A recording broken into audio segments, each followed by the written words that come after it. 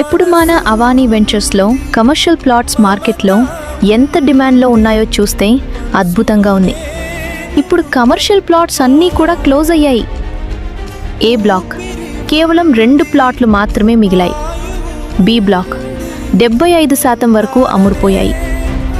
Fast selling commercial plots, limited stock, high demand, prime location, future business hub, perfect for shops, offices, showrooms.